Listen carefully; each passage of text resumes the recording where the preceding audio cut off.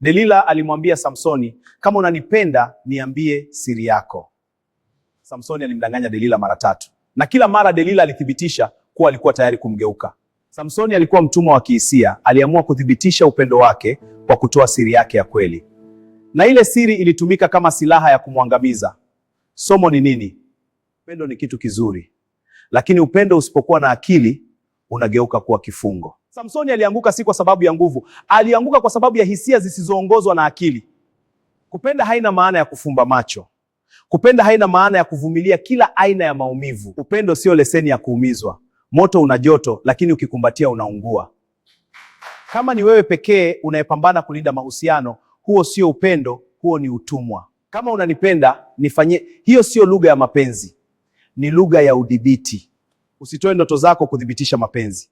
Atakayekupenda atachagua kukupenda.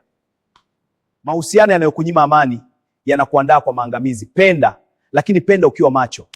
Upendo bila utambuzi ni hatari. Hisia zisizoongozwa na akili huzaa maangamizi. Unatoa pesa, muda, nguvu na ndoto zako, unavumilia matusi na fedheha kwa jina la mapenzi.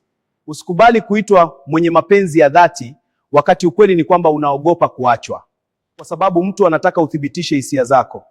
Usijivunje ili mtu mwingine ajisikie salama. Wanaotupenda hawatupendi kwa sababu tuliwafanyia makubwa.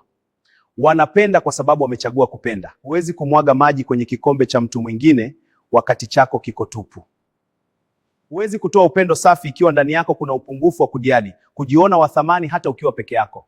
Kumlazimisha mtu akupende zaidi ya unavyojipenda. Huwezi kudai heshima ambayo wewe mwenyewe hujajipa. Naitwa Mwalimu Yatabu na huu ni ushauri wangu kwako. Jipende wewe mwenyewe kwanza.